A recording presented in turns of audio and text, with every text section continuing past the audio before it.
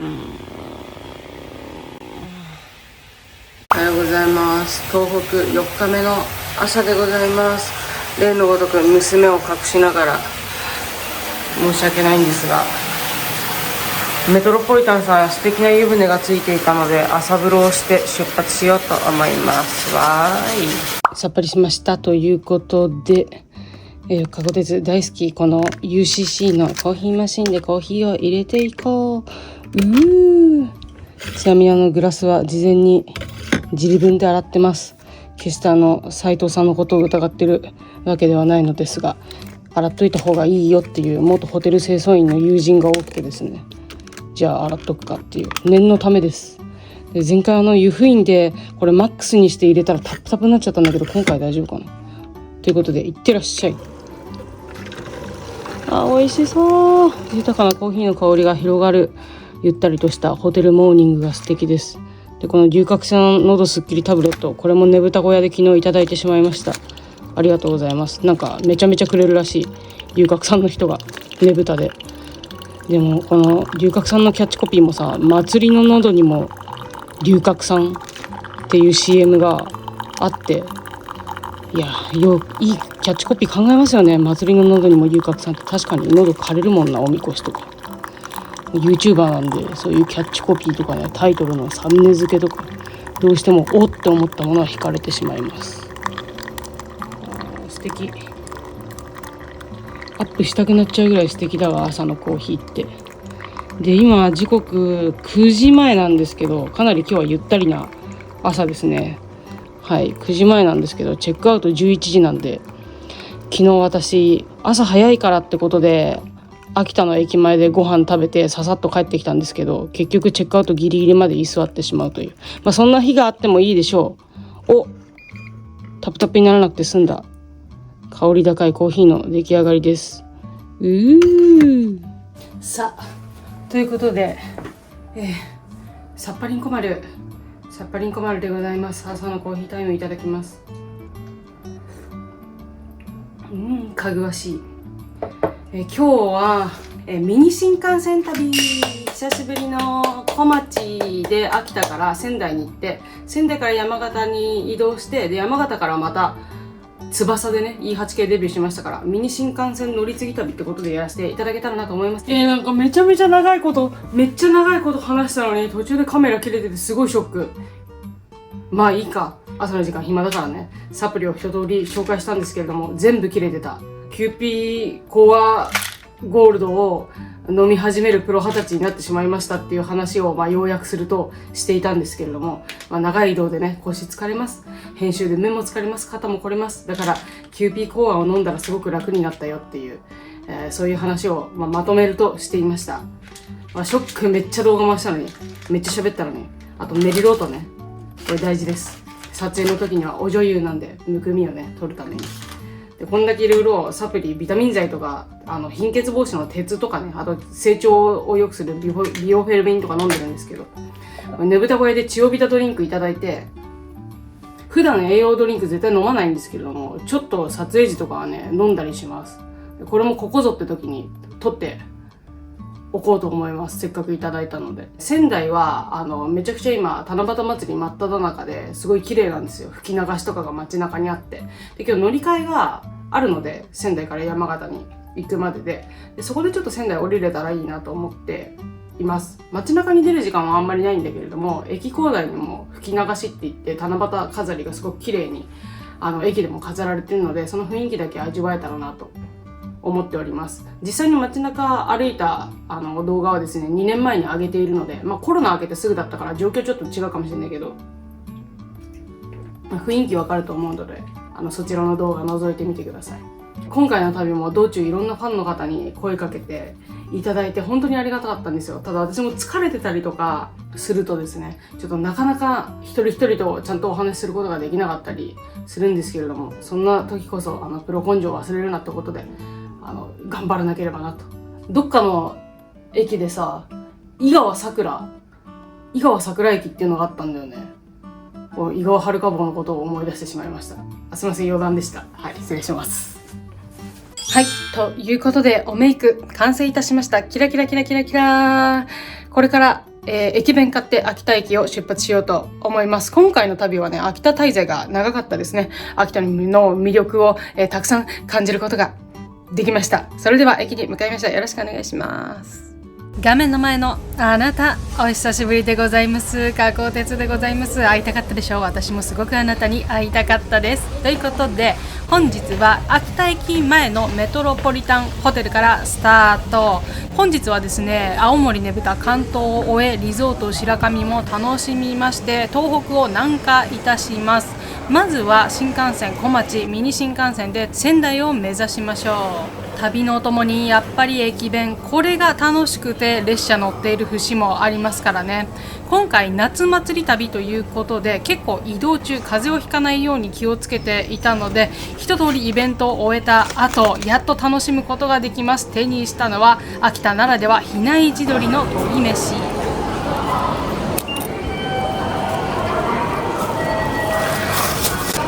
乗車するのはどこだったっけかな。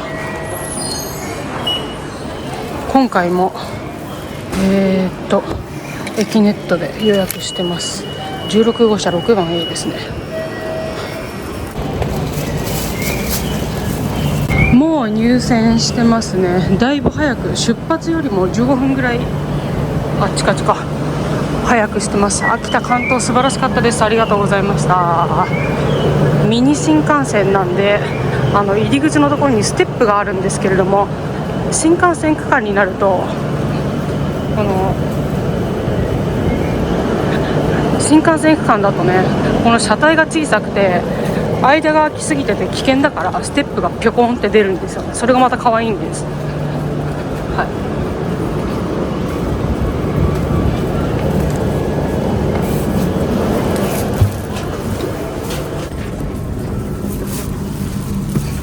乗車したのは2013年にデビューしたE6系新幹線。私3年前にも乗車しているんですが、その時と比較すると結構座席の傷み、色の変化が目立ってきたなと感じましたが、もうね、2013年デビューですから、11年も経てば年季が入って味が出てくるのも当然です。それも旅情としてしっかりと噛み締めていきましょう。小町の名にふさわしく稲穂の色をした黄金の座席、そこで食べる比内地鶏弁当。上の終点東京の順にとなります。続きまして車内のご案内をいたします。先頭車両が17号車です。秋田から盛岡の間は11号車から17号車まで7両。大丈夫です。はい。大曲りから列車の進行方向が変わるため、秋田発車の際には座席の向きが反対となりますが、秋田から途中の盛岡までの区間につきましては、お席を指定しない特定特急券、多席特急券、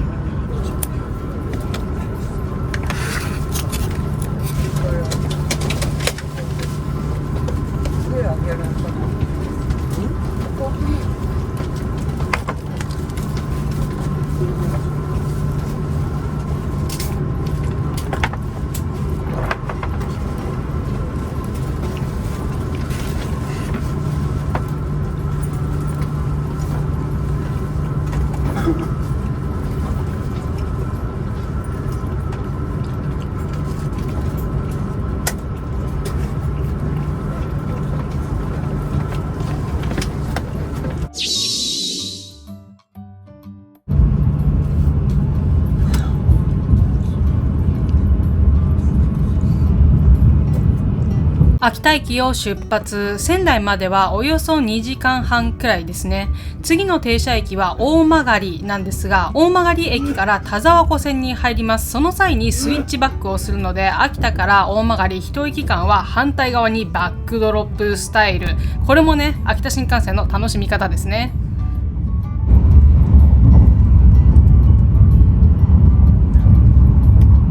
バックドロップスタイルのまま大曲駅に到着。バックドロップといえばユニバーサル・スタジオ・ジャパンに確かね、ジェットコースターで逆さに出発できる期間みたいなのがあった気がするんですけれども、久しぶりに乗りたいなと思います。もう14年ぐらい行ってないですかね。はい。で、大曲といえば花火大会、8月の毎年最終土曜日に実施なんですけれども、今年のね、その日が8月31日、加古鉄生誕の日だったんですね。皆様ご覧になりましたか？私はもちろんライブ配信で、しっかりと見させていただきました。便利な世の中になりました。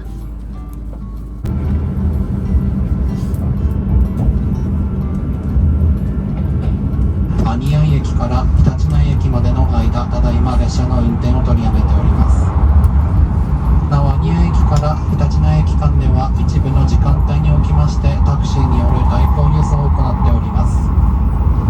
詳しい運転状況につきましては、秋田内陸縦貫鉄道のホームページをご参照ください。ご乗車ありがとうございました。まもなく角館に到着です。降り口は左側です。列車まもなく角館駅。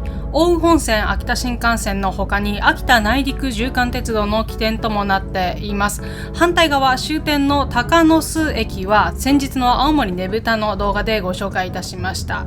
ホームにはようこそ道のく小京都の文字があるんですが、角館も駅を出てからすぐのところに武家屋敷がずらっと並んでいたり、春先になるとしだれ桜が綺麗に咲いていたりと、非常に雅な風景を楽しむことができます。人力車なんかもありますね。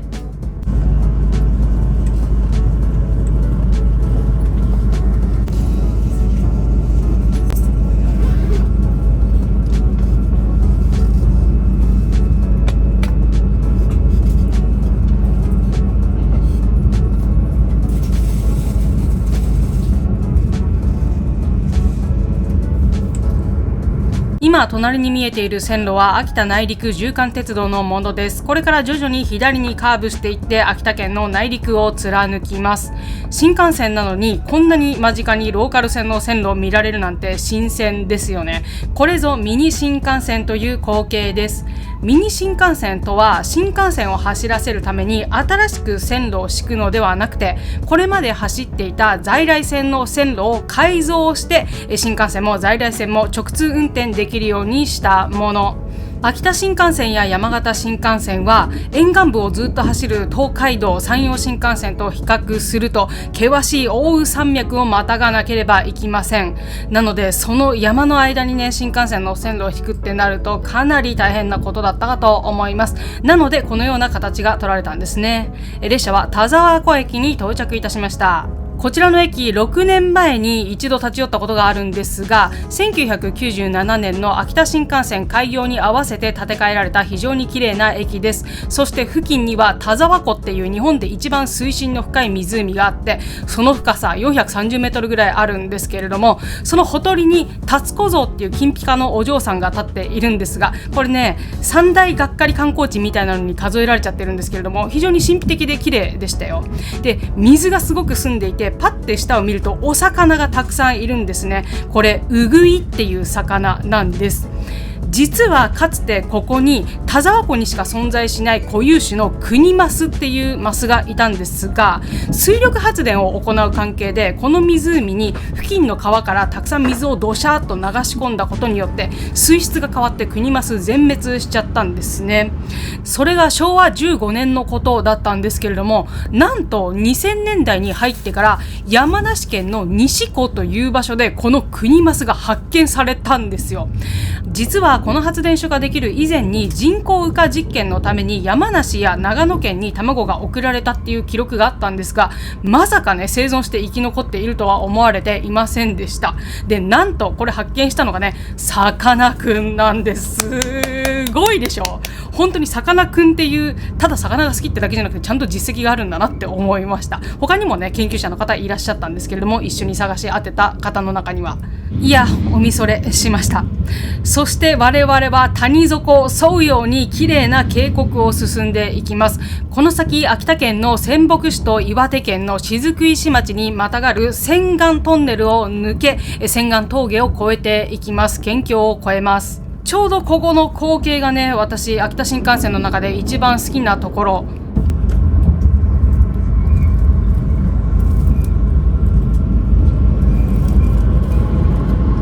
澄んだ川、遠くから見ても川底がよく見えるくらい透明で、非常に輝いております。現在は仙岩峠の分水嶺およそ 4km の間にトンネルが敷かれているんですが、まあこの地区豪雪地域、そして夏場も最近は豪雨になることが多くって、時期になると頻繁に運休せざるを得ないんですね。そこで秋田県と JR 東日本は国からなんとか支援を受けて、新しいトンネル、新たに 15km の長いトンネルを作って、これを回避しようと考えているんですが、そこにかかる費用700億円ぐらいするらしくって、なかなか議論が進んでないみたいです。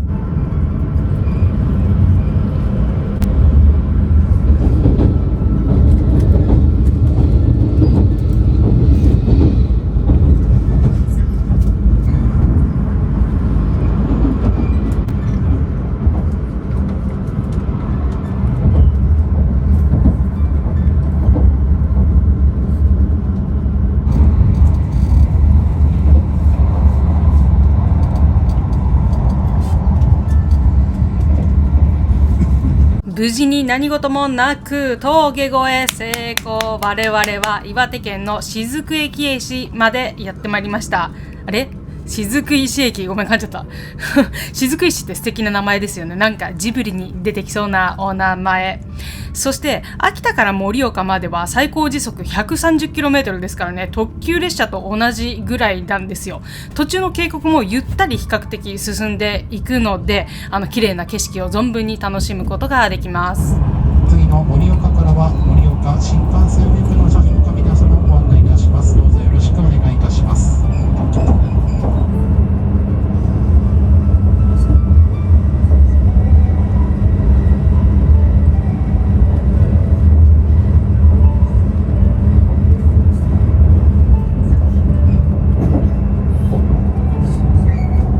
列車は盛岡駅に到着。こちらで青森方面からやってきた東北新幹線と連結を行います。徐々に動き始めましたね。いや、最近は東北のお祭り期間に豪雨災害が襲うってことが毎年続いていましたからね。ここまで最後の最後まで晴れ続きでやってこれたというのは本当にそれだけでも御の字でございます。ただ気は抜けません。最後の最後までしっかり旅を遂行していきましょう。あなたと一緒に。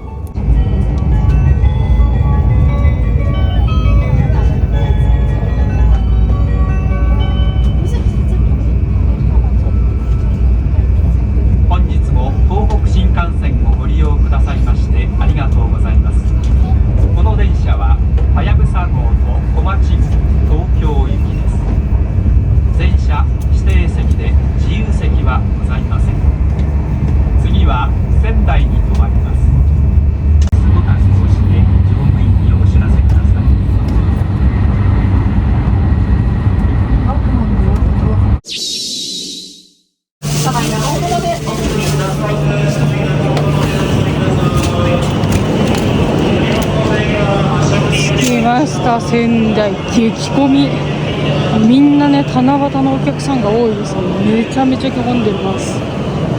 で、暑い。仙台まで降りてくるとやっぱ秋田、青森と比べるとちょっと暑いかなって感じですよね。まあそれでも東京とかと比べたらまだ涼しい方だけど、南下してきたんだなって感じがします。青葉城か、青葉城恋歌だっけ流れてますね。仙台は今年の3月にキュンパスで1万円で乗り放題の東日本の切符を使って来た以来ですかね。5ヶ月ぶりの仙台です。まあそんなに長いはできないんですけれども、駅付近でちょっと七夕飾りの吹き流し見て、ずんだシェイクでも飲んで山形に向かいましょう。よろしくお願いします。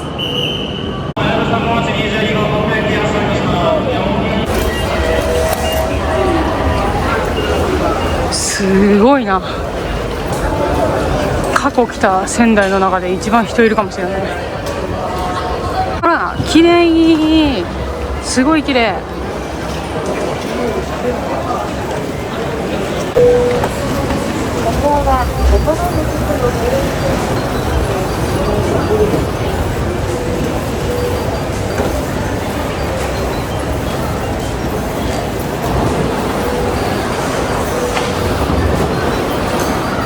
と外出てみましょうか。わー、かわいい。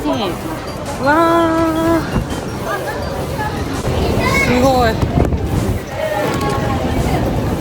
かわいい。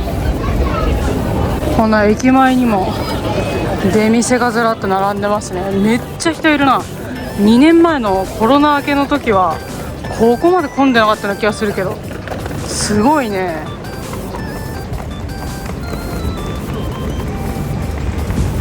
わあ、ちょっとね、七夕飾りめちゃめちゃ人混んでそうなんで、今回は、駅の中で少しだけですけど楽しめたので、あれでいいとして、気になる方は2年前の動画ご覧になってみてください。そんな変わってないと思って、ああいう感じです。で、駅でちょっとずんだシェイクでもたしなんで、バスでねすぐなんで、あそこの宮港の宮城交通の乗り場からバスで山形向かっちゃいたいと思います。今日の夜は山形花笠祭りですね。参戦します。いやー、貫禄ありますよね。北の玄関口仙台駅ですよ。ずっと変わらないこのレンガ造りの横に大きな駅舎。ちょっと北海道の釧路とも雰囲気似てるかなって私は勝手に思ってるんですけど、いつ来ても東北に来たんだなとこの駅に着くたびに思います。で、ちょっと結構暑いね。暑くなってきました。炎天下の中すごい人混みを歩いて、ちょっと汗かいて湿疹出ちゃったりとか具合悪くなったり免疫力下がっちゃうと困るんで、コロナ流行ってますからね。なんでちょっとささっとここは移動しましょう。ずんだシェイク、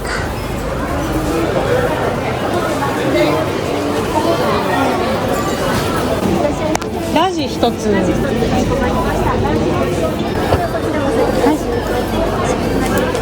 はい、ありがとうございます。洗いました。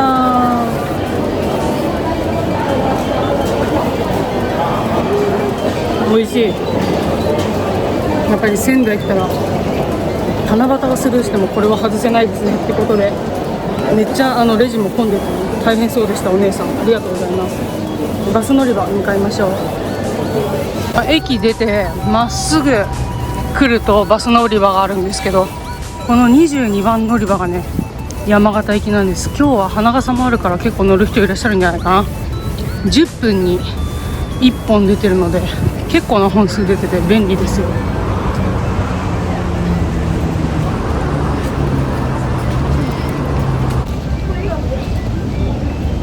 バスを待っていたらループル仙台っていう街中を周遊するバスが走っていました。これ観光には最適で、青葉城跡とかあとは広瀬川とかいろんなところに連れて行ってくれるので、仙台観光する際にはぜひ一度乗車されるといいと思います。そしてバスが到着、無事に乗車いたしました。仙台山形間は JR にも仙山線が通っているんですけれども、本数が少ないっていうのとちょっと時間がかかるので、このバスでの移動される方がほとんどかと思います。シートベルトの着用をお願いします。ご乗車ありがとうございます。このバスは東北自動車道、山形自動車道経由高速山形駅前行きです。仙台市内では乗車のみの取り扱いでお降りになることはできません。 Via to Helpful Yamagata Expressway. For your safety, please fasten your seatbelt while you're sitting on your seat.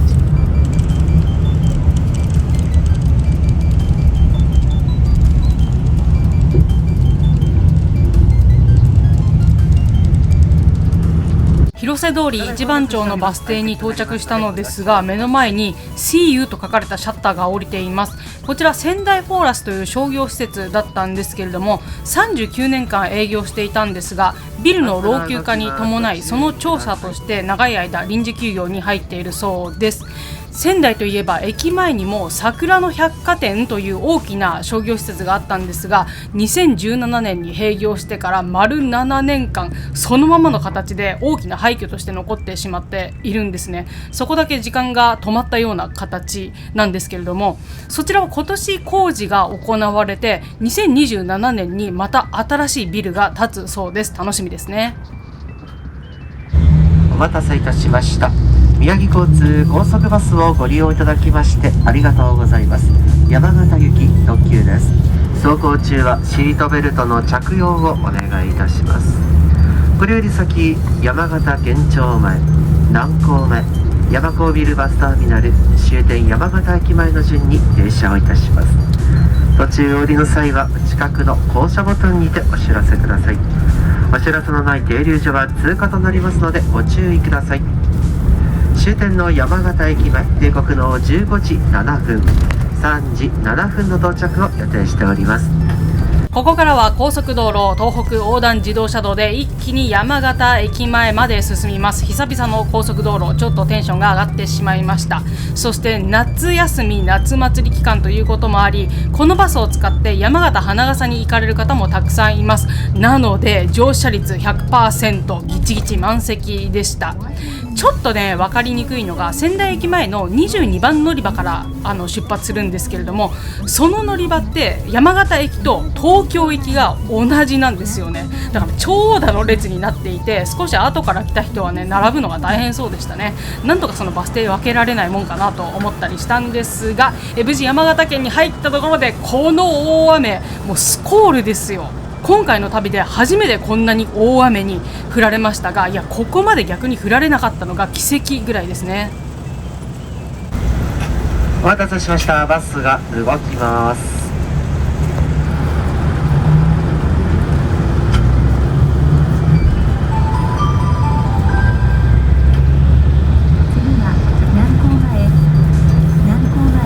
先ほどまでバケツをひっくり返したぐらいの大雨だったのに、そこから数キロ離れたところで何事もなかったかのような光景が広がっています。地面も全く濡れていない。本当に近年の夏場の雨っていうのは局所的にグガーッと降るので、毎日ね注意していないといけないですね。空模様を確かめるのも今季の夏旅の日課となっておりました。きっとすぐ雨やってくるので早めにホテルに入ってしまいましょう。ご乗車ありがとうございました。終点の山形駅前です。落とし物、お忘れ物のないようにご注意ください。扉が開きましてから皆様席をお立ちください。お待たせしました。終点山形駅前です。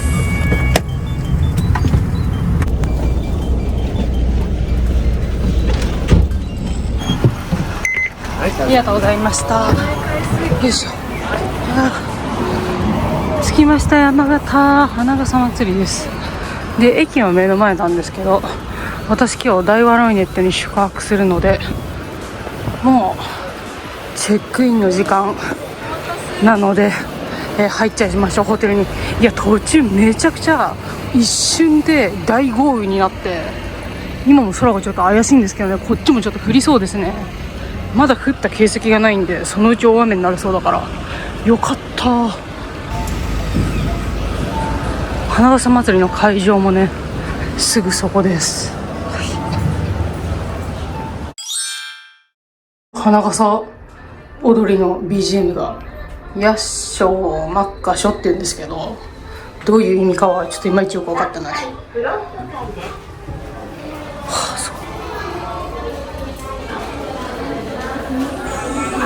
ということで無事チェックインできました。最終日山形到着です。途中ね仙台七夕の通り道とかもちょっと見れたので良かったですね。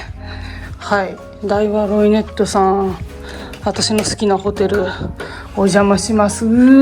綺麗。大和ロイネットね綺麗なんだよね。昨日のメトロポリタンとも雰囲気似てますけど、ちゃんとバスタブもある。ありがたいよ。はいでなんか角部屋のこんなに広いダブルのお部屋でした。頼んだ時なんかダブルにしたのかな、わかんないけど。で山形のホテルも高かったです。18,000円くらいしました。いつもだと1万円しないぐらいだと思うんですけれども、まあお祭りシーズンなんでしょうがないですね。で眺望はあれ結構いいんじゃない？あ、でもお祭り会場はここ多分飲み屋街がずらーっと並んでるところだと思うんですけど、もう一本向こうに入った道ですかね、お祭り会場はね。でこっちにも駅が見えてますね。山形駅です。うわーすごいね。山形と庄内平野になるのかな。今見えてる正面の向こうの方にぐーっと行くと通ってきたね、数日前に通ってきた酒田とか鶴岡とか、あっちの日本海側は庄内地方、庄内平野の方になります。で向かいに見えている大きな山が月山とかになるのかな。月山って山形駅から見えるのがどうなのか分かりませんが、うわ降ってきた。タッチの差でめちゃくちゃ今雨降ってる。見えるかな。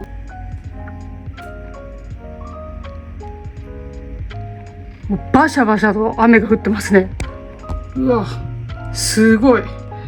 うわ本当に一瞬の間にめっちゃ、さっきねバスの中で見た雨が一気に降ってきた感じですかね。おおこっちもやってきた。さっきまで手前が降ってなかったのに本当に局所的に降るんだな。さっきまでここは降ってなくて奥の方が降ってたんですけど、本当に範囲が狭いんですね。範囲が狭い雲がどんどん移動してるって感じかな。向こうの方は晴れてますからね。ね、山形の内陸の方は、山形秋田の内陸の方は今年も雨がすごくって、山形新幹線奥羽本線も新庄から山形、新庄から大石田までかな、もうバス完全運休になっててバス代行になってますし、秋田内陸縦貫鉄道も一部ね走れなくなっちゃってますからね。なんとか雨の時期は避けて今年はお祭りに来ることができました。去年は九州でめちゃくちゃ降られましたからね。運は良かったですけれども、被災されてしまった方々は大変なので、しっかり東北の地にもねお金をバンバン落としていきたいと思います。よろしくお願いします。で花笠踊りは雨天決行なんですけど、悪天候だとさすがに中止になっちゃうみたい。今日花笠最終日なんですけど、ぐわーっとドカッと降って夜には止むと思うので、無事ね決行されるんじゃないかなと思います。今3時半でパレード開始はあと3時間後ぐらいですかね。なのでちょっと体調を整えてゆっくりしておきましょう。そしてダイワロイネットさん、自由にねアメニティ持ってっていいんですけど、このヘアオイル持ってっていいんだって助かる。あとは日本の名湯十勝川モール、北海道なんだ山形じゃなくてね、なんか天童の方とかさ、あっちの、銀座温泉とかあるけど、ここ北海道らしい。で冷やしシャンプーと冷やしトリートメントって皆さん知ってます？これ山形発祥なんだよ確か。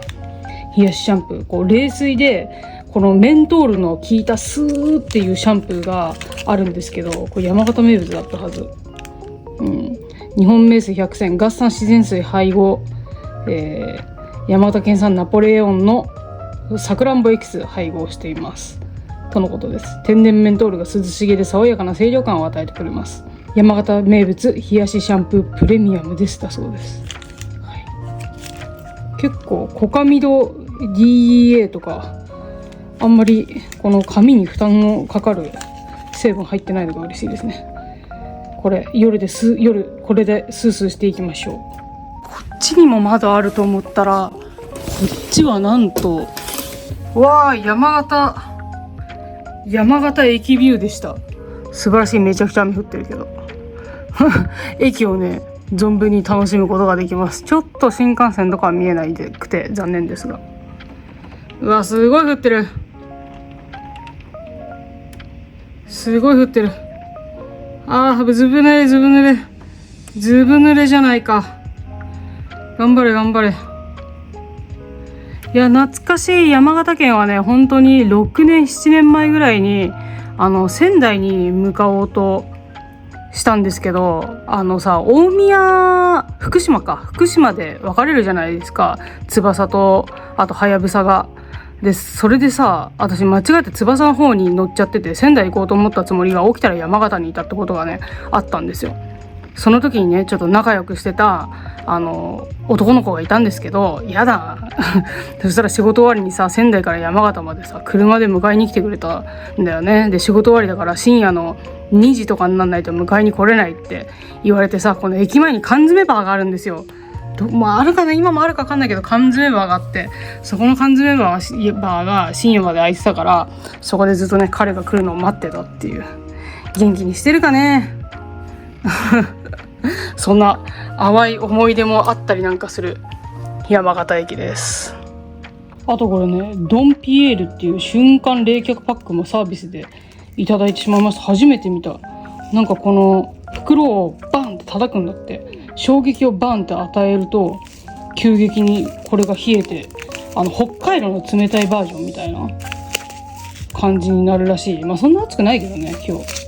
でも人が集まってくるとどうなるかわかんないんで、まあ使えるようなら使いましょうか。こちらもありがとうございます。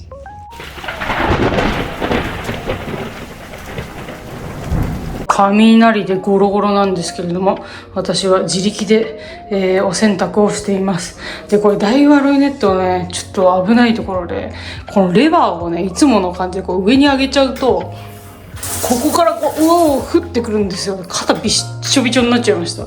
本当これだけなんとかならんかなと思ってるところですが、はい、皆さんはもしダイワロイネットを来られた際は気をつけてくださいね。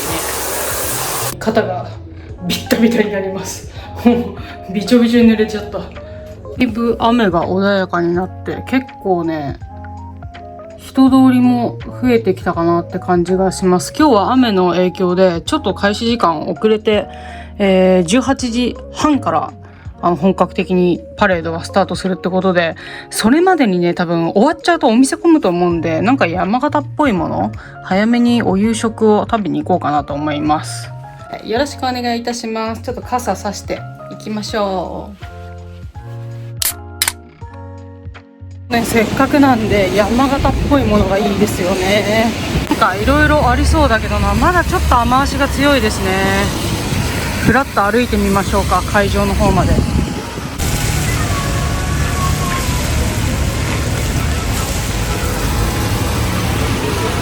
もうねゴロゴロ言ってずーっと雷になって結構雨足強いんですけど、なんかもう寒いくらいですね。今気温25度ぐらいじゃないですかね。肌寒いくらいです。なんか山形って炉端焼きももしかして有名なのかな。なんか炉端のお店が何店舗かあったんだよね。なんかいい感じのとこがあるといいんだけど。でここ出てきました。県道かな、112号沿いにずっとこの交差点からねパレードが行われるそうです。県庁の方までだから結構長い距離歩くんですね。はい、来ました。パレード会場、ちょうど1時間後にスタートです。待機してますね、パレードカーがね。これに乗って音楽隊とか太鼓とか多分移動するんだろうな。でこの通りにも結構美味しそうなお店がいっぱいあるんだけど、入れたらいいな。すごいね、キラキラ。おー、こんな感じなんだ。そう、ミス山形とかね、ミスねぶたとか各団体にいらっしゃいますけれども、ミスの方も先頭で多分行かれるんじゃないですか。岩手では三叉踊りでミス三叉の方拝見してましたけど、めちゃめちゃ美人でしたね。すごい、なんだこれ、蔵王権現。なんか主催神じゃないけど、なんか蔵王権現のお祭りって聞いたな。で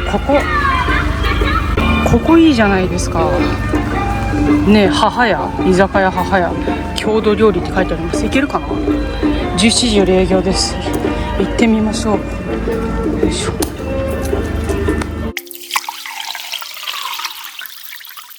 ということで本日日お世話になるのはこちら、母に家と書いてマザーズハウスと読む居酒屋さんでございます。山形駅から徒歩15分くらい、国道112号沿いの山形の花笠パレードのそのルートに面しているお店です。たくさんの山形名物郷土料理がいただけるそう。こちらは日本酒でグビッといかせていただきましょう。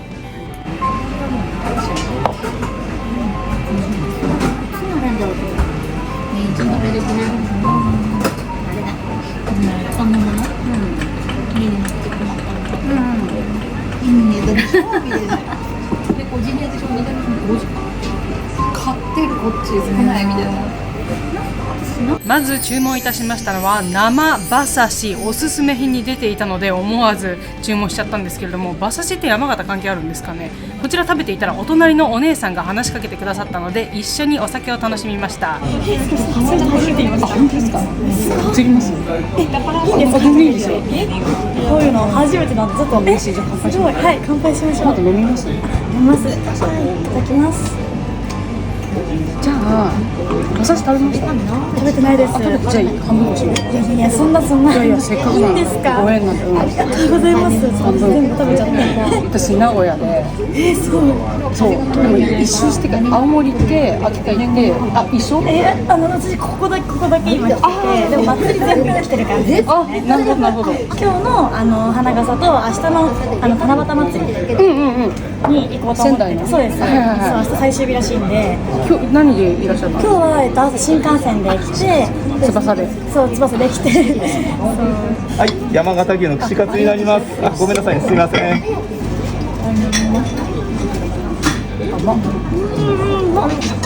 群馬県だ。群馬なんですか？田舎。美味しいものたくさんありますよ、群馬。あります？いや嬉しい。いや、何飲まれました？日本酒のなんだっけ、なんか美味しいやついただいて、でも日本酒飲むの好きなので。行かれる方ですね。日本酒ね。日本酒が好きで。私よりお若いさ。何歳？同世代。いや下いやでもちょっと女性にこういうことは。私は。めっちゃプロ二十歳って言ってるんですけど自分プロ二十歳。プロ二十歳。でも私今ですね22歳。すみません、殴ってやるでごめんなさい、自分のこと同世代って、いやすみません、日本酒一人で飲んで、いや一人で山形行ってんだもんな、すみません。いや私が変わってる22歳。新卒の時。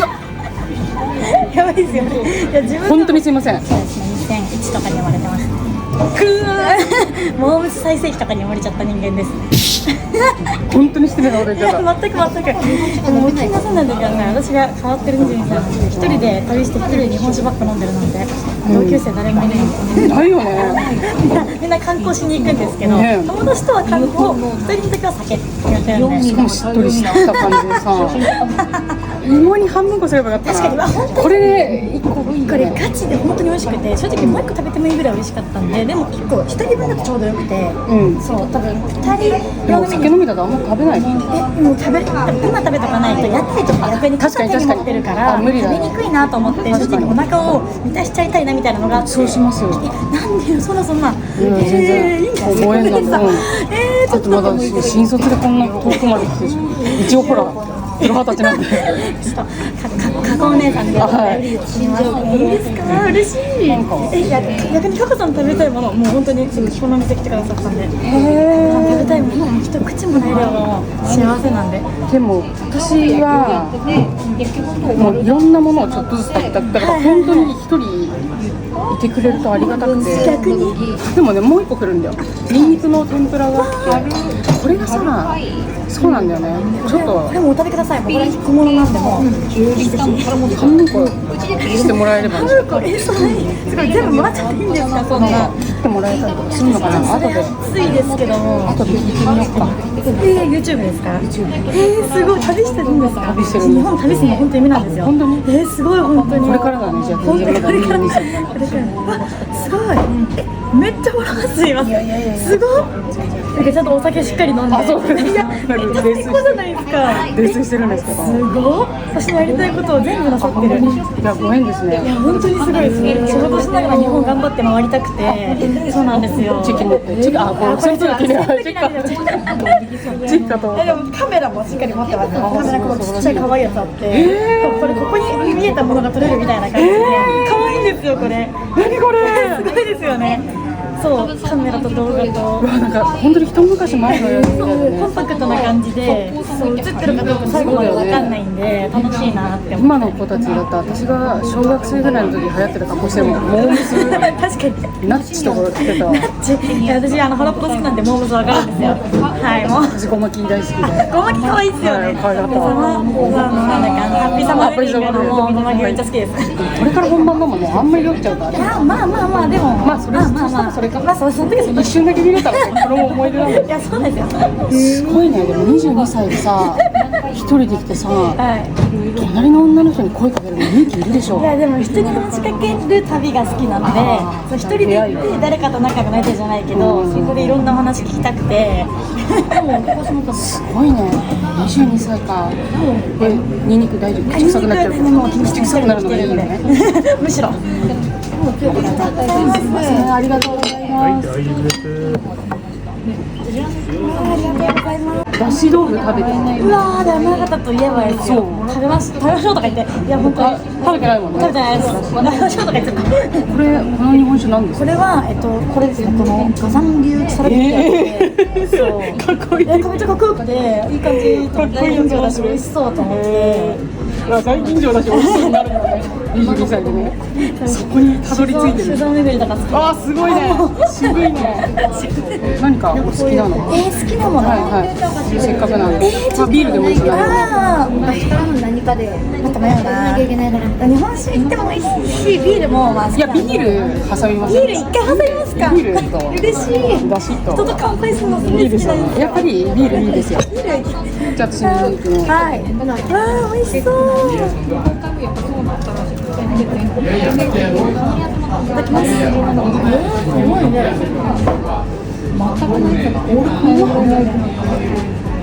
これはビールみたいな。今日良かったね。でも雨すごかったよ。本当に嬉しくて。生ビールを2つ。生ビール2つ。瓶にする？あ瓶でいい。じゃあ瓶で。瓶がですね、2種類ありまして、マルエフかスーパードライになるんですよ。わあどっちも好きです私。マルエにしてどっちが合いますか？お食事。マルエフ。マルエがいい。じゃあマルエ美味しいかと思います。マルエフで、はい、カットに2つで。 2つで、グラス2つです。はい。だし豆腐1つ。だし豆腐1つ。はい、かしこまりました。じゃあこちらお下げしますね。お願いします。はい、お箸だけ。はいごめんなさい。はい。ありがとうございます。じゃあお待ちくださいませ。酒とばの酒浸しでございます。酒とばの酒浸しだそう。これがなんだっけ？これが串カツか。串カツ。はい。じゃあすいません、失礼しました。はい。はい。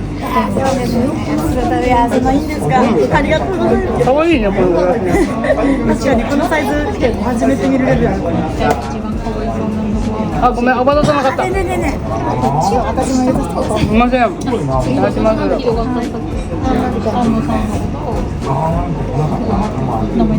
おお、あ、上手。さすが社会人。さすが社会人。誰も紹介もない。会えた記念に乾杯。いただきます。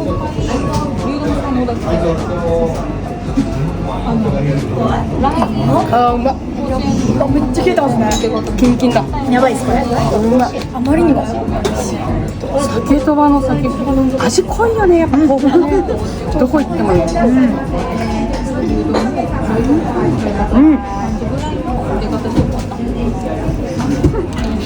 美味しい。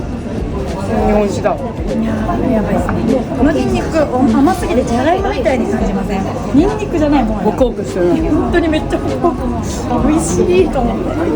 楽しいもんね。そうですね。歴史をさ、たどりながら旅するの楽しい。それすごいよかった。お祭りとかもめっちゃ楽しいですよね。そうなんですよ。昔のその起源からさ、何から歴史を遡ってお祭りとか見たの。だから大人っぽく見えるんだ。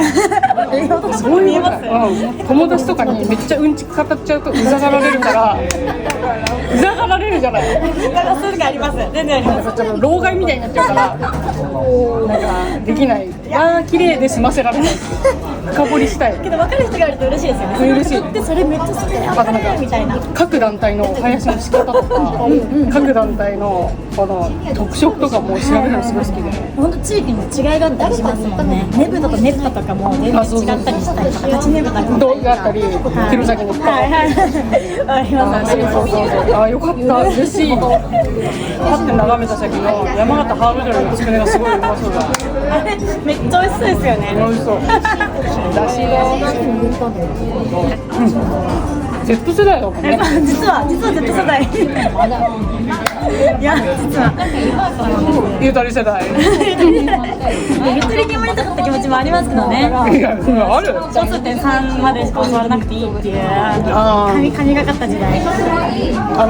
捨てられた時代。日本から捨てられた時代。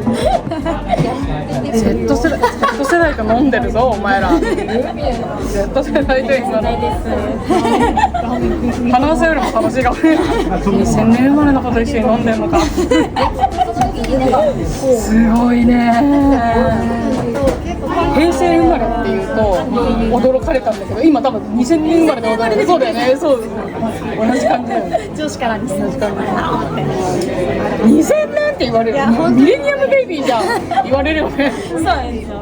なんかもう同時多発テロとかの年に言われたんですけど、それ言うともうあの年みたいな、あ何年生だってよとかめっちゃ言われて、その年だ。何月生まれだっけ？11月に生まれてます。あ、じゃあもう生まれる前だ。とかにもうそうなんです。日本でまだ行ってないところってあるんですか？都道府県だとないんですけど、でもいっぱいあるよね。1個行っても別の都市が有名とかもありますもんね。東北だと同じ時期に6県やるじゃないですか。そうですよね。それ以外にもさ、なんかもうだって八戸三社とか、はいはいはいはい。なんか能代とかでも結構ありますね。そうありますね。あります。なんかめちゃめちゃやってて、あれはなかなか全部いけない。本当に回りきらないですよね。いやマジそうだったもんね。でも6時半からパレードは変わってないらしいんで、6時半からじゃあ行くか。すごかったね。山形は今年大変だよ。そうですね。もう雨やらなんやらで、来るのも大丈夫かなという撮ってたものの雨大丈夫かなと思って、もともと秋田で生まれてるんですよ。あ、そうなの。お母さん秋田。お母さん秋田で、それこそ能代で生まれてる。あ、そうなんだ。能代の祭りも昔から。あ、そうなんだ。そうなんですよ。五能線とかも乗りました。そうですね。五能線も乗りますし、青森に行くことの方が多いみたいな感じの地域ですね。あ、そうかそうか。確かに能代だと上の。はいはいはい。そうか、小田半島言われる。そうなんですよ。じゃああれですか。生ハゲとか見た。生ハゲはもう昔大泣きした。行ったんだ。行きます。うわ、羨ましい。そうです。小田半島のあっちの方。本当のあっちの方で見たことあります。本当のやつだ。本当のやつ。観光じゃなくて。マジで怖かった。うわ、羨ましい。あー、すいません、いいんですか。ありがとうございます。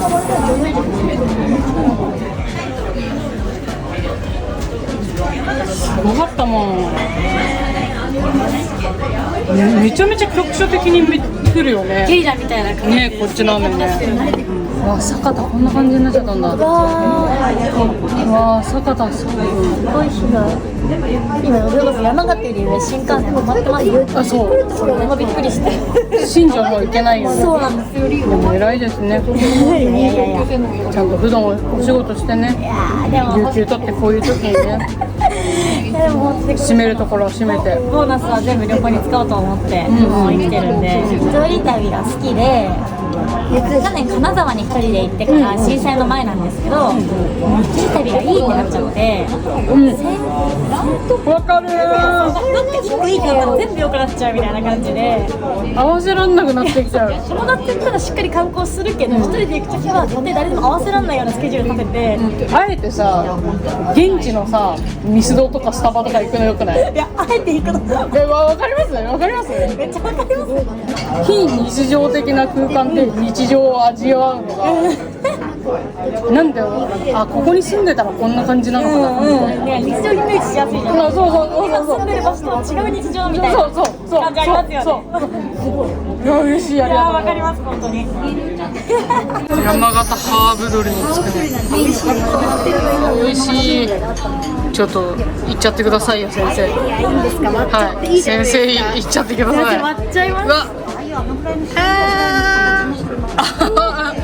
弾力がすごい。弾力がすごくて弾力がすごい半分にやっちゃっていいですか？行きましょう。おお、美味しそう。うわー、上手上手。YouTuber になれる。インサート上手。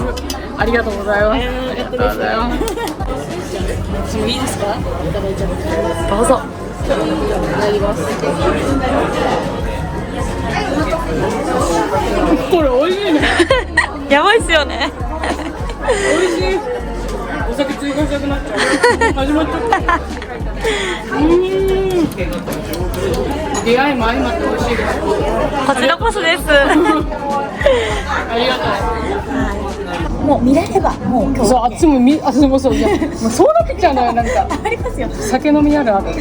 なんか見れればいいかな、一瞬でもみたいな。もう伝統的なお祭り、年に1回しかないおそう祭りを目に収収めめたるのが大丈夫。そう最初はやる気あるんだけど、なんかだんだんさ、酔っ払ってくるとさ、なんかもう一回一瞬見れたらみたいな。いや、今日も有料から買うのか迷って、でも買うのは違うなと思って。動けないし、なんかさ、なんだろう、すごいさ、ちょっとこれあっちの買ってないんだけど、買ったら負け感ない。あるよね。今違う。そう、なんかそうそうそう。フリーで動きながらに、かつ先持ってたらいいなみたいな気持ちで。あんた混んでるとこ行くのがいいんだよね。あ、そう、見えない見えないとか言うのが。あれがいいんだよわかります。それですよね。ありがとう、ごめん、勝手に先が進んじゃうけど。あ、どうしよう、生にしようかな。ハイボール。飲みたくなったら言ってくださいね。あ、わかりました。ソフトドリンクでも。ああ、そんなありがとうございます。お酒の原因になっちゃうね。ブラック日課苦手で。私も得意です。あれ。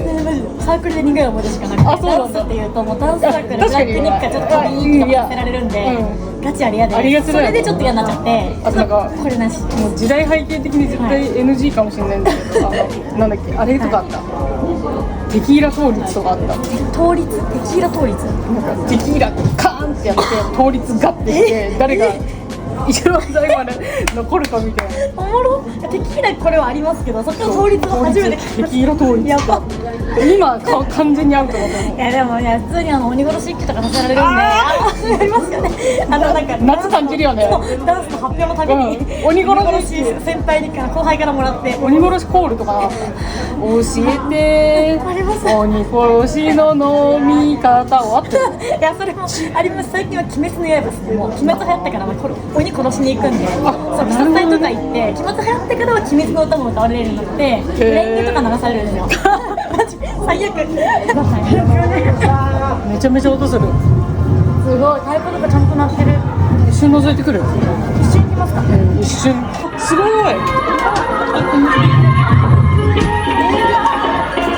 まだかでも。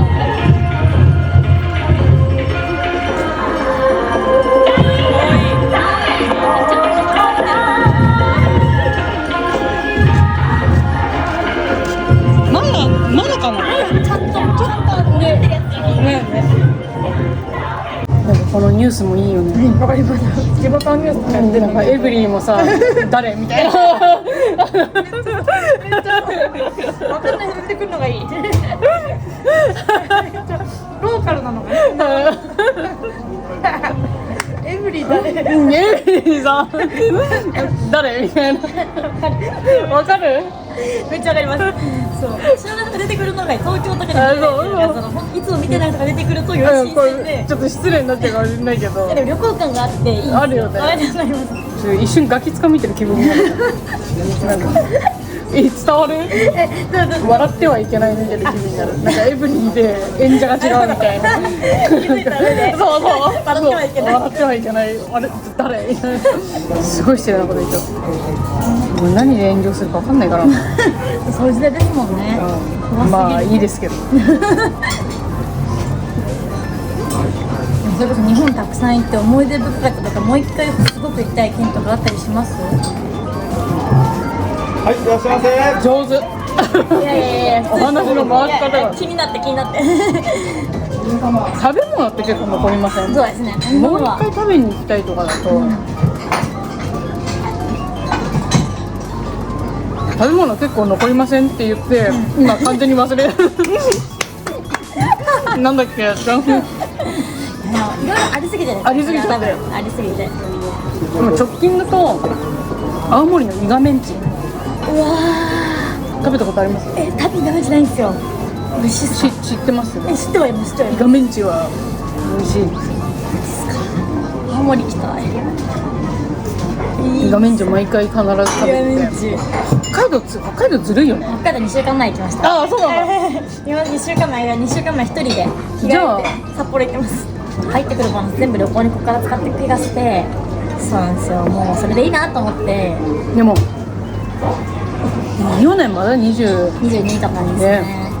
そうなんかまあ全然結婚考えたい人とかもいないし、一旦自分に22歳でしょ？そう全部自分に時間とお金使いたくて、だから結婚したくないこともないんで、いつかは使えなくなるだろうと信じつつ、結婚しない可能性もあるんですけど、まあ今は22歳でしょ？自分に使おうと思って、そうもう友達との飲みか一人旅にもう全部もうお金別してて、それが全く楽しくて。お金、いやまあ今の、ね、日本のちょっとまあいろいろあれですけれども、だって年取った時にお金残っててもどうするんだって思っちゃう。そうなんですよ。実際健康なで本当に動けなくなっちゃうからさ。本当にそう使い道がなくなっちゃったりとかすると、それはそれでだなと思って、だから動けるうちにたくさん行っておきたいし、大事だけど、大事、お金貯めとくのも大事だけど、そうなんかでもそうですね。でもやっぱ自己投資にやっぱ若い時は使うべきなんじゃないかなって。そうちゃんと結婚とか考えた人がいたら貯めると思うし、多分今そうじゃないなら自分に使おうと思って、いや本当そうだと思いますけど。人に何と言われようともう全然行こうみたいな感じで。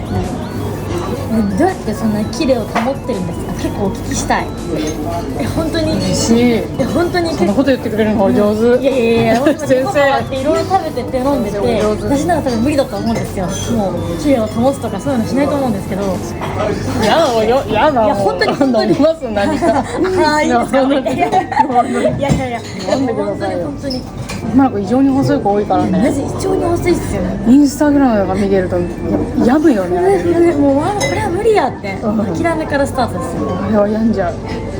だから今の時代に Z 世代の人間じゃなくてよかったなと思うの。確かに Z 世代見た目気にしがち。いや本当にそうだと思う。本当にすごいっすよ。本当に。よかったなこの世代に若くなくてって思う。いやでも可愛い子っていうのがインスタに出てくるんで、それはちょっと同い年とかもう一回だからね 1% のね氷山のそうそれが映るんで、うわやめてくれとか思ってルッキズムですよ。ロックズムよ。ルッキズムマジやす。さらった花笠を見て2軒目に女子トークしに行きましょう。これがやっぱり本当にいいんですか？いいですよ。すいません、お言葉に甘えてプロ20歳になったらプロ20歳になったらやってあげてください。後輩に絶対やりますこれは。ありがとうございます。いやめっちゃ忘れない日だった。忘れられ本当になかった。よかったよ。ありがとう。めっちゃいい出会い。いや一緒に映ってくれてね、これお礼です。いやそうも出演費にもならないですけど。いや全くありがとうございます。本当に？やだ。嬉しい。来ました。わかった。そう見てますので初めて生で聞きました。あ本当に？すごい。いい日だね。ハイタッチ返します。やったー。いいお店でした。なんだっけ？母屋さん。母屋さん。行きましょう。レッツゴー。あ、雨やんだね。よかったね。めちゃめちゃいい天気だね。すごいさ。気温もめちゃめちゃちょうどいいし。うわー。これだよね。求めてたのはこれだよね。うわ、めっちゃいいね。ここら辺で待ってたら来るのかな。向こうに歩いていけばいいのかな。もうちょっと先がスタート地点の気がして。じゃあ行きましょうか。向こうにね。ここから始まるんだ。見れるね。よかったね。多分今日さ大雨だったからさ来れなくなっちゃった人多いと思うんだよね。いいチャンスだったかもしれない。スタート地点。花笠踊りの発祥は尾花沢市と言われています。年始に銀山温泉に行きましたが、ちょうどあの辺りが尾花沢市ですね。奥羽山脈のふもとに位置する山形県内陸部の寒い場所です。その始まりは大正8年、尾花沢市の田んぼや畑に用水路を確保するために近所に堤防を作らなければいけなかったんですね。その時に歌われていたのがどんつき歌。当時は重機なんかありませんから、堤防の土台となる土を固めるためには全部人力で上から重しを押してギュッギュッと固めていたんですね。そのことをどんつきと言って、その作業で歌われていたのがどんつき歌です。そして夏場の工事ともなると、炎天下の中、雪の降る季節だと頭に雪が積もってしまうので、大きな傘をつけて作業していたんですが、そのどんつき歌に合わせて傘を回しながら踊ったのが花笠踊りの起源と言われています。ちなみに花笠踊りの発祥である尾花沢市の銀山温泉なんですが、その名前の通り、かつてあの辺りには銀山があったんですね。室町時代からその採掘が行われていたそうなんですけれども、そこへ出入りする甲府さんも非常に多かったと思います。なので昔からあの辺り傘をかぶった人が多かったんだなと思います。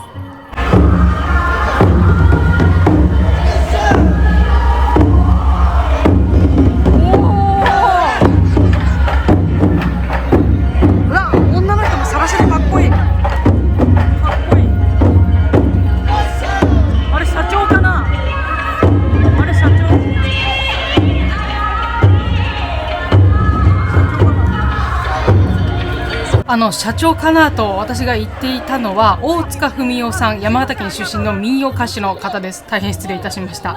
花笠踊り数団体行った後に大きな企業のトラック、アドトラックみたいなのが来て、そこに地元のローカルタレントさんだったり歌手の方、あとは芸妓さんなんかがねパフォーマンスをしてくれます。ここで歌われているのが花笠音頭なんですが、その合間にやっしょまっかしょっていう掛け声が聞こえてきますよね。これ直訳するとやりましょう、任せてもらいましょうという意味らしいんですけれども、もともとはね尾花沢市の用水路のためにその時歌われた歌です。なので田んぼに水をまきましょう、任せてくださいっていうような意味合いが含まれているとか、またそれから転じて雨乞いの歌でもあるっていうのをこの後ちょっと地元の居酒屋でそこの店主さんから伺ったんですけれども、それも講じてなのか何なのか、今日はめちゃくちゃ土砂降りになりましたねなんていうお話もしました。そしてこの花笠祭りのパレード、全部で数十団体が参加しているんですけれども、その団体がねやっしょまかしょの掛け声の後に自分の企業の言葉とかグループの名前を言うんですね。やっしょまっかしょ郵便局とか四面楚歌とかグループの名前を言ってるのも面白いです。ちょっと注目して聞いてみてください。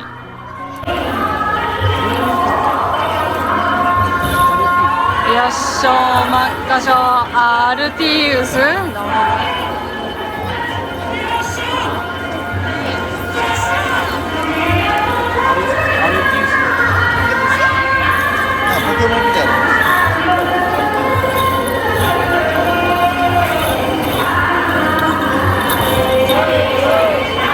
みんな社員さんかな。上手、彼上手、彼すごい上手、これねめちゃめちゃ上手、めちゃめちゃ上手。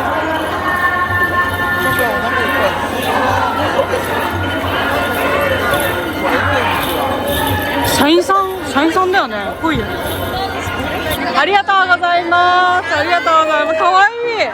これすごい嬉しい。アルティウス履いてる。アルティウス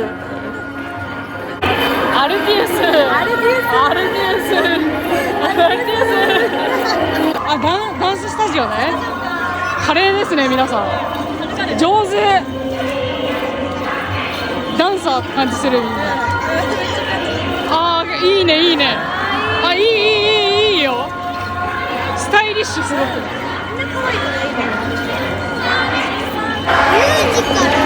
すごい上手。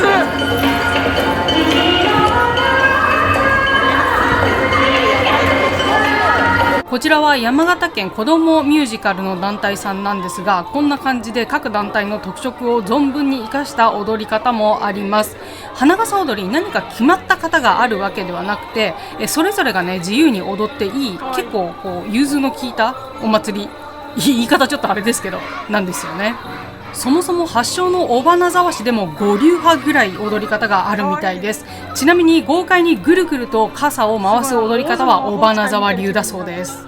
傘によってもどんな踊りをするのか見分けられるので、ここも注目してみると面白いかもしれません。すごいね、芸妓さんだ。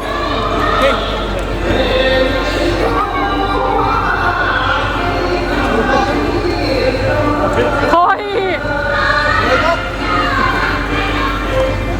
あ、こっち見てほしい。こっち見てほし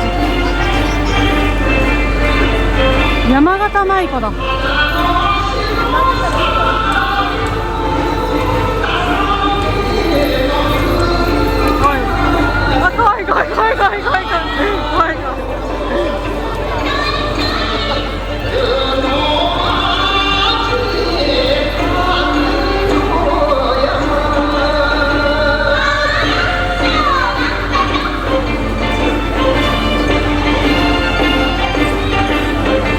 大正時代から踊られていた花笠踊りですが、現在ここで開催されている山形花笠祭りが始まったのは昭和38年、山形の名峰蔵王山が開山1250年にあたる年でした。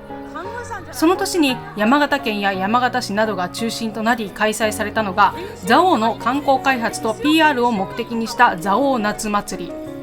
このお祭りの中で一つのイベントとして開催されたのが花笠音頭大パレードだったのですが、その2年後の昭和40年からは単独の山形花笠祭りとして現在のような形になったそうです。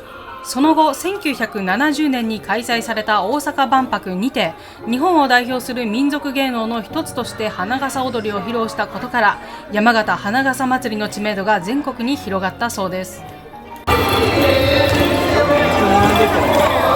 でも愛って書いてあるよ。上杉謙信。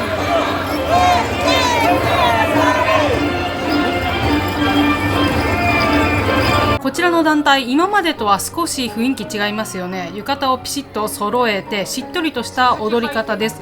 この花笠踊りの種類が清張花笠踊り訓風最上川と言われるものなんですが、第1回の昭和38年に開催されたパレードの時に作られたものだそうです。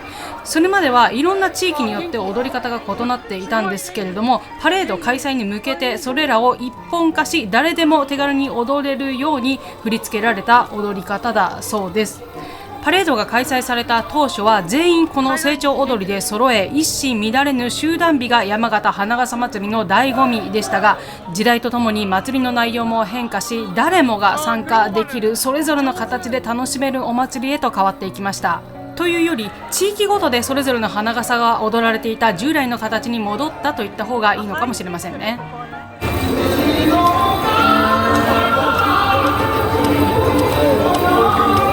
ありがとうみんな。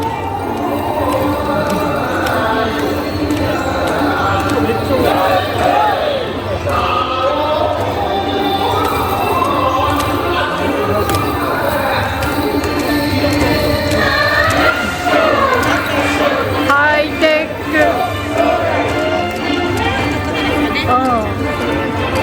こちらは姿勢を低く保って傘を豪快に回す尾花沢流ですね。一つ一つこの振り付けにも意味があって、暑い日差しの中でそれを避けるために傘を差したり、土を掘り起こす時の様子を表現しているみたいです。そして傘を回した時にシャンシャンと綺麗な音が鳴るように、傘の外側に鈴もつけられています。山形第六小学校。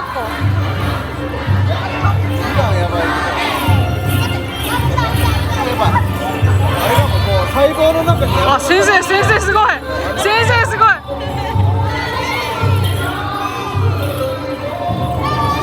先生体育の先生かな。先生すごい。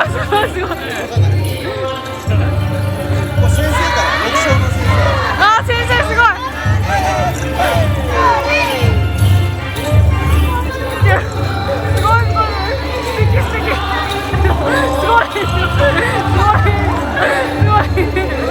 すごい電力豆。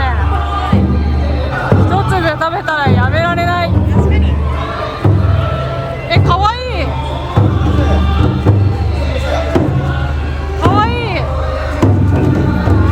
朝倉さや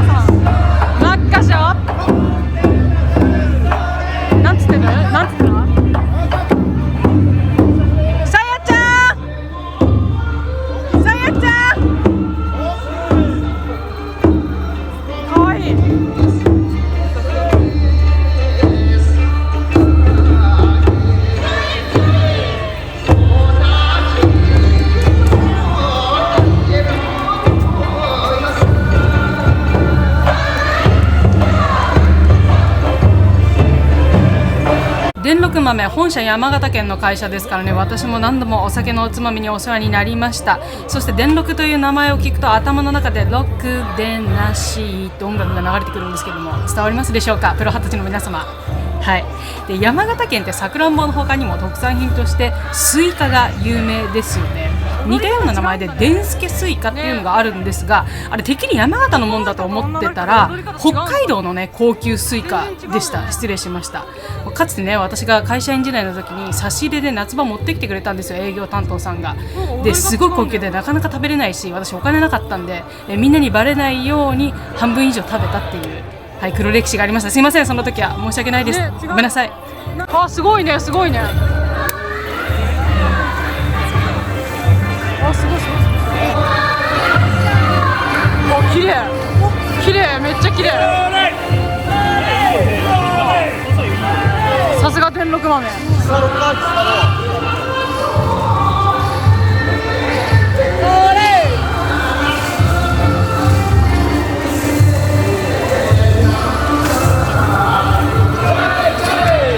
ここで歌われている民謡は花笠音頭と言われて、こちらも第1回のパレードの時に一般公募から歌詞が集められました。全部で15番まであり、山形県の母なる川と呼ばれている最上川の流れに沿った各地の名所名産を歌い込んでいます。その中でも印象的だったのは、蔵王権現さんもお盆の夜は傘の踊りに浮かれ出るという一節です。古くから蔵王山での山岳信仰が行われていたこの山形県、その本尊が蔵王権現様。先ほどマザーズハウスでお食事をいただく前にちらっと権現様を乗せたトラックがありましたが、あれを先頭として花笠踊りはスタートします。綺麗ね。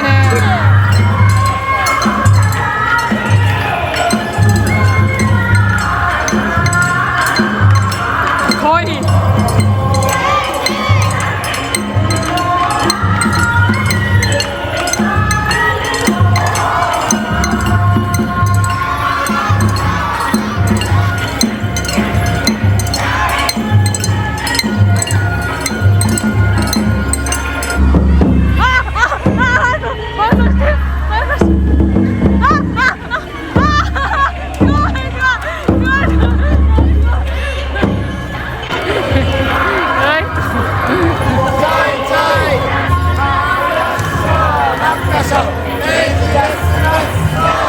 支店長とかなのかな。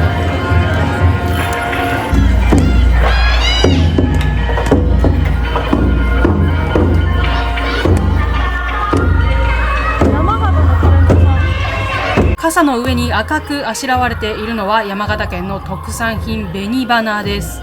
花笠音頭は最上川の流れに沿った各地の名所を歌っていますが、かつてこの特産の紅花は最上川の舟群に乗せて河口まで運ばれ、その河口にあった日本海側の酒田港から北前船で全国に運ばれました。紅花はその名前の通り、口紅や頬紅などの化粧品に使われていました。またそれだけでなく、漢方として飲まれたり、花から絞り取った油を紅花油として利用もされていました。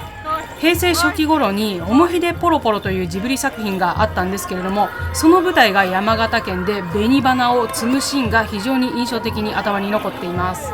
古くから山形の経済を潤し、また可憐に咲き乱れて人々を魅了した、そんな紅花の踊りでもあります。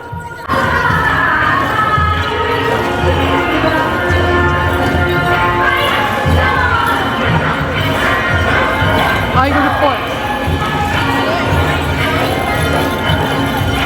続いての団体、山形大学花笠サークルの四面楚歌さんなんですけれども、私過去に1回だけ花笠踊り見たことがあって、それが2017年仙台で行われた東北絆祭りだったんですが、確かね、そこで演舞されていたのがこの四面楚歌さんだったような気がするんですよ。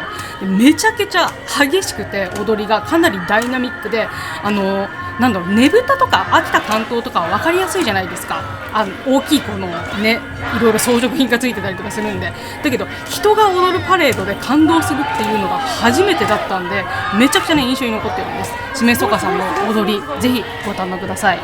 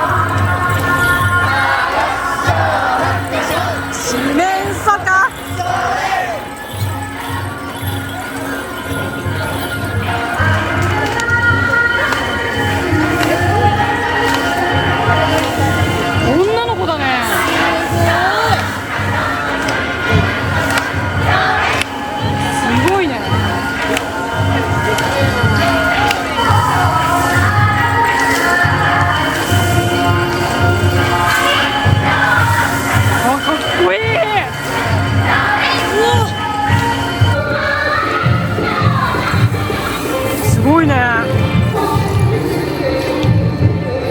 すごいすごいすごいすごい。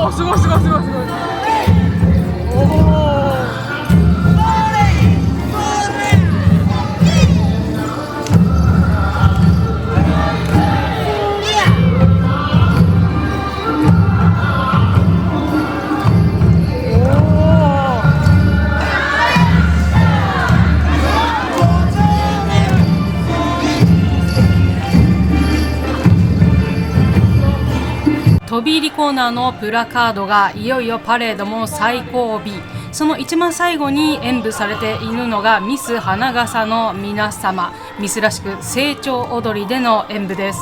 すごく涼しい顔をしてしっとりと踊られていますけれども、スタート地点から山形市役所まで1キロぐらいあるんで、これをこのテンポでずっと踊りながら歩くって結構大変だと思うんですよ。今日はまだ気温がマシだけど、暑い時とは本当に汗だらだらだなと思います。そしてせっかくなので最後に飛び入り参加させていただきます。踊り方は清く正しく成長踊りで、うまく踊れているでしょうか。ご覧になってください。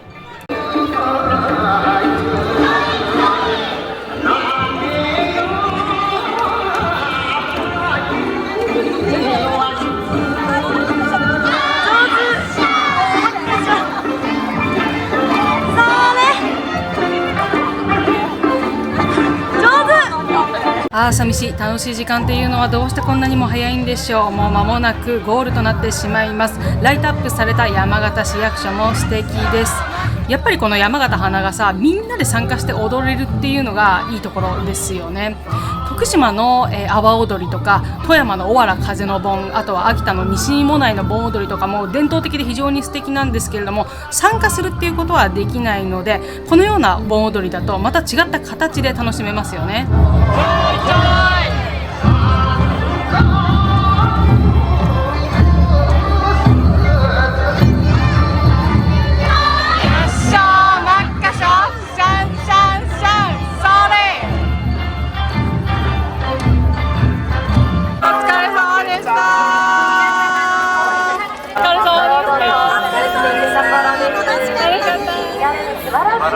最後尾には来年またお会いしましょうの横断幕が。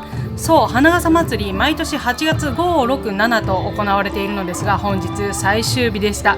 夏の最後、素敵な思い出をありがとうございました。あなたと一緒に思い出を心に刻んで、この夏旅を終わりにしようと思います。なくなってるかも。変わっちゃったかも。駅伝、なんかあれすごいね。なんかあれいや、この通りだったと思うんだよな。この通りだった。なくなっちゃったかな。もう7年も前だからね。なくなっちゃったか。しゃーなしやな。思い出の場所でしたがなくなってしまいました。はい、ありがとうございました。お店が変わっちゃってたけど、この道通れて満足です。ありがとうございます。すごい、ここはちょっと夜のお店っぽい感じかな。ドリーム山形長屋酒場、この先すぐディープだね。邪魔します。2人大丈夫ですか？はい、大丈夫です。ちょっと今日前半花笠の影響で暇すぎて従業員上げちゃって。全然大丈夫ですよ。はい、軽く、はい。これです。乾杯。ということでやってまいりましたアフターパーティー。もうお前らこっちがメインだったんじゃないんかということで、この日もね、何時ぐらいまで、深夜の2時ぐらいまで飲んでたような気がします。本当にもうお店閉店しなきゃいけなかったんだけど、私たちがあんまりにも飲むもんだから、もうしょうがないっていうことで、閉めた後も何杯か飲ませていただきました。ありがとうございます。マスター、すいません。やっぱりね、今日、花笠の最終日が平日っていうことと、あと、土砂降りも土砂降りだったんで、お客さんが例年と比べてかなり少なかったらしいんですよね。だから従業員の方、みんなあげちゃってて、ちょっと提供遅いかもしれないんですけど、いいですか？全然大丈夫です。物が出てこない間、一生喋ってるんでっていうことでお邪魔させていただきました。ありがとうございます。で、音声全部消してるのは、とても動画にできるような内容を喋っていないからです。まあね、Z 世代の結婚観とか、まあいろいろねあるじゃないですか。そういうのをじっくりたっぷりと話させていただきました。楽しかったです。ありがとうございます。そして私の思い出の缶詰バー、あれその後どうなったんですかっていうのを店主の方に聞いたら、お店はコロナの影響で一回閉めちゃったんだけど、駅寄りの繁華街通ってきたじゃないですか。あそこにまたリニューアルして昭和歌謡バーっていうのを元々のそこのオーナーさんが出したんですって。確かにねあったんですよ。でめっちゃ賑わってたんです。今日空いてる日なのに、やっぱやり手ですよねなんて話もさせていただきました。またね今度機会があれば山形に来て思い出巡りの旅やりたいと思います。焼き鳥もすごく美味しかったです。駅伝さんありがとうございました。すみません、いただきます。乾杯しましょう。乾杯します。ありがとうございます。いただきます。嬉しい。絶対嬉しいやつ。爽やか。これ緑色の瓶で売ってて、狂月みたいな。でこれなんだろう。すごく流行ってるスナックさんなんかはこのボトルがガーって並んでるのがテーマなんですよ。山形で？山形のスナックって言ったら狂月とか純露とかはあまり使わない。そうなんだ。爽やかはそれ障害だからね。メイク落とさないで寝てしまった。気持ち悪い。飲みすぎた。この山形名物冷やしシャンプーを使っていきたいと思います。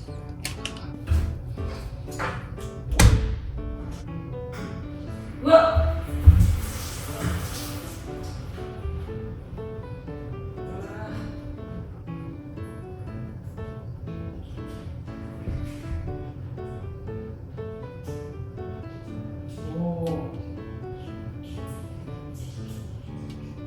うわー、めっちゃひんやりする。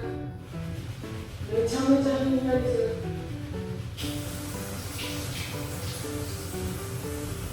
この冷やし中華ならぬ冷やしシャンプーは1990年代後半に山形市の理髪店がキンキンにシャンプーを冷やしてからお客様に使用したことで山形県内全域に広がったそうです。それがね、何これ珍百景だったっけな、秘密の県民賞とか何かで取り上げられて一躍有名になったんですが、このシャンプーの中にメントールが使われていて非常にスーッとするんですね。そして名産のさくらんぼエキスなんかも入っていて洗い上がりもしっとりです。夏場になると山形市の至る所で冷やしシャンプー始めましたっていう上りが立ち始めます。現在は山形県が名物として元祖冷やしシャンプーっていう商品を作ってネット販売もしているくらいです。ぜひあなたも一度試してみませんか？ということで準備が完了しました。もう疲れすぎちゃったので日焼け止めとリップオンリーで出たいと思います。昨日はですね、駅伝の居酒屋の皆さん、そして山形県に感謝したいと思います。はい、皆さんありがとうございました。そして花笠祭り、今回の旅の締めくくりは花笠でした。こちらヤッショマカショアルティウスの昨日いただいたうちわですけれども、これを片手に私は名古屋の方に本日戻ろうと思います。で、乗車するのが私の動画の中では初めて E8 系です。今年の3月にデビューいたしました新型の山形新幹線、ちょっとナスビのような感じなんですけれども、ザオービアンコ、おしどりパープル、あと紅花イエローのね3色の可愛らしい新しくデビューした新幹線に乗っていきたいと思います。よろしくお願いします。どんどん運用が増えていて、夏場はね特に E8 系乗れる回数が多いので、ちょっと11時発の山形新幹線乗ってあなたと一緒に帰りたいと思います。夏ありがとう、楽しかった。今年の夏は山形花笠で締めくくりという形になりました。また来年お会いしましょう。ってことで出発するんですが、これ昨日もらったからね、使いましょう。外今日は暑そうですよ。ドンって叩けばいいの？あ、叩けばいいんだよね。製品の中に水袋があるのを確認してください。水袋を原骨で強め、水袋、あざになっちゃった。わかんないけど冷たくなるのかな。すごい、めちゃめちゃ冷たくなった。ということで出発します。今日の山形は晴れてるな。めちゃめちゃ向こうがよく見える。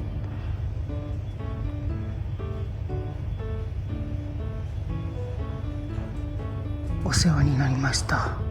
思い出の山形駅、ちゃんと今回は来なんていうんだろう、来山っていうのかな、することができました。ありがとうございました。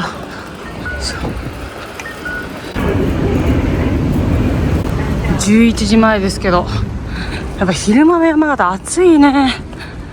はい。昨日ね、駅伝さんでご一緒した方が埼玉出身の方で近所ですねなんつってたんですけど、いや埼玉めちゃめちゃ暑いけど、山形に転勤で4年間勤務されてるって言ってましたが、山形来てから山形の気候に慣れちゃって、もう今これぐらいの気温でもね、めちゃめちゃ暑く感じるって言ってましたね。確かに東北来ちゃうと、私は東海から来たからこの気温でも32、3度ぐらいですかね。今ちょっと涼しいって感じますけど、まあ東北の人からすると暑いよね。昨日の天候からは一転、炎天下の山形、土砂降りの後の晴天なので湿気がムンムンでまとわりつくような嫌な感じはあるんですけれども、気温は31、2度なのでそこまで暑くは感じません。しかしこれから地獄の東京方面へあなたをお連れいたします。よろしくお願いいたします。すごい、初めて見る。おー、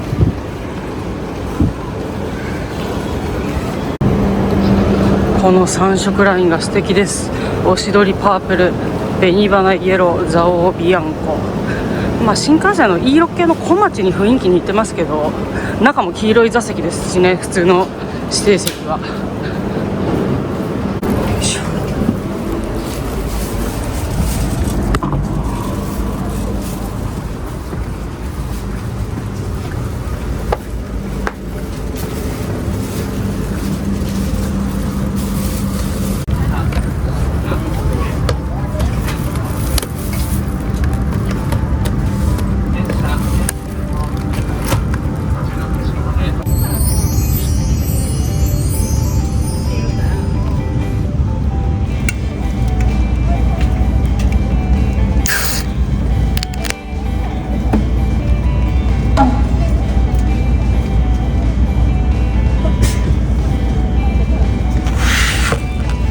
ということで、いつ買ったのか記憶のないおばくじゅうであなたと乾杯した後に、山形といえば牛肉ど真ん中、なんか特別な三味一体弁当みたいなのがあったので、塩味、味噌味、普通の醤油味、あとはちょっとおかずみたいなのが入ってましたね。こちらで最後の最後、東北をかみしめていきたいと思います。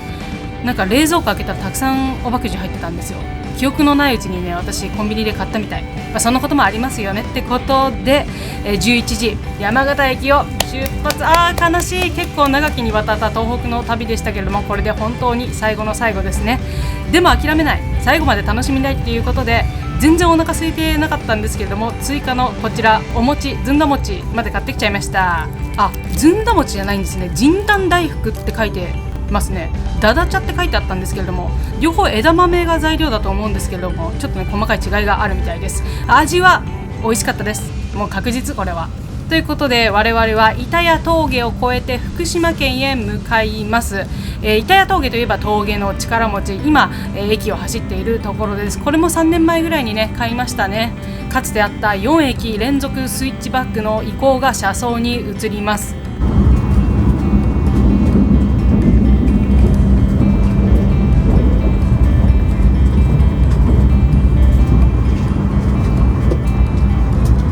無事峠越えをし、我々は福島県へやってまいりました。大きくぐるーっとカーブを書いてどんどん高度を下げていきます。奥に見える市街地、あちらが福島盆地です。列車はあっという間に福島駅に到着。こちらで青森方面からやってきた東北新幹線と接続をいたします。福島駅、この山形新幹線の接続がネックとなってしばしば遅延が発生してしまうんですけれども、それを解消するためのアプローチ線の建設が一生懸命進められています。川越線東北アーバンパークラインニューシャトルはお乗り換えです。疲れ切って寝ていたらあっという間に東京駅到着です。大事なアルティウスを片手に、この夏もあなたと素敵な思い出が作れて本当に良かった。そして最後までこの夏駆け抜けてくださってありがとうございます。次はどこへ行きましょうか。チャンネル登録お待ちしてます。